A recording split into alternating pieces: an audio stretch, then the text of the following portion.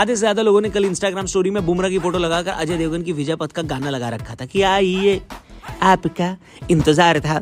जो 1990 के दशक के बाद दुनिया में आए हैं उनको पता नहीं कि विजय पथ क्या है। उनको बता दूं कि बहुत साल पहले जब अजय देवगन जुबां केसरी नहीं बोलते थे तब उनकी एक सुपरहिट पिक्चर आई थी। खैर, डॉन का इंतजार 11 मुल्कों की पुलिस भले ही करे या शायद न भी करे, क्योंकि नए वाले डॉन को पकड़ने का मन तो पुलिस का भी नहीं करेगा, पर बुमराह का इंतजार हर इंडियन क्रिकेट फैन कर रहा था। बुमराह आए 11 महीने की वापसी के बाद उनकी पहले ही गेंद को एंड्रयू बलबिर्नी ने स्क्वायर के पीछे टहलाकर चौका मार दिया और खुद का और आयरलैंड का खाता खोला।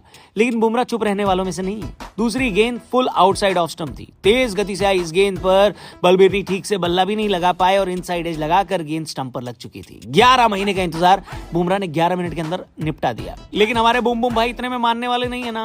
पहले ओवर की 5वीं गेंद जो एक लेंथ बॉल थी उस पर टक्कर एक रैम्प शॉट खेलना चाहते थे, लेकिन मेरे जैसे आदमी के लिए रैम्प पर चलना आसान है, लेकिन बुमराह की गेंद पर रैम्प शॉट लगाना कठिन। नतीजा ये कि गेंद संजू सैमसन के दस्तानों में ऐसे समा गई जैसे वहीं जाने के लिए बनी थी। बुमराह ने 5 गेंद के भीतर एक मैच का आउटकम डिसाइड कर दिया था। पहली ओवर में अगर बुमराह किसी टीम को बैकफुट पर भेज दे तो अच्छों की वापसी नहीं हुई है।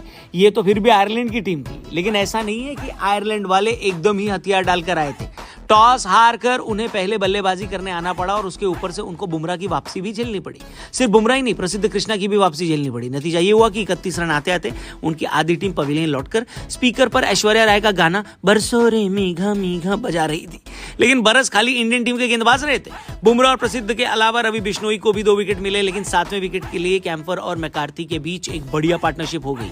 59 रन पर 6 विकेट खोने के बाद इन दोनों ने क्या बढ़िया रिकवरी कराई है। पारी के पहले हाफ में सस्ते रहने वाले गेंदबाज सेकंड हाफ में टमाटर जितने महंगे हो गए। इन दोनों बल्लेबाजों की जोड़ी को जब लगा कि टेक ऑफ करना है तो उन्होंने किसी भी भारतीय गेंदबाज को नहीं छोड़ा। रवि बिश्नोई से लेकर प्रसिद्ध कृष्णा यहां तक कि जसप्रीत बुमराह को भी छक्का लगाया। आखिरी ओवर में मैकार्थी ने अर्शदीप सिंह को 2 छक्के 1 चौका लगाकर खुद की हाफ सेंचुरी भी पूरी कर ली और आयरलैंड को 139 तक ले गए। लेकिन ये जो ग्राउंड है यहाँ पर 139 हमेशा कम ही पड़ता है, खासकर इंडिया जैसी टीम के सामने जिसकी कल पूरी बल्लेबाजी तो नहीं खेल पाई। लेकिन एक बार जरा आप प्लेइंग 11 पर नजर डालो। 2007 टी20 वर्ल्ड कप के बाद पहली बार ऐसा लग रहा है कि सारी जवानी इन्होंने टीम में डाल दी। रिंकू सिंह और प्रसिद्ध कृष्णा कल टी20 डेब्यू कर रहे थे। इसके अलावा शिवम दुबे और वाशिंगटन सुंदर को भी प्लेइंग 11 में देखकर आंखों को अलग सुकून मिल रहा था।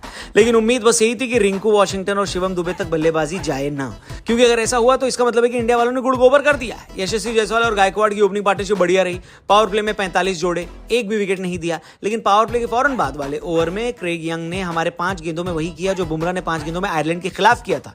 बैक टू बैक 2 गेंदों पर यशस्वी जायसवाल और तिलक वर्मा को आउट कर दिया।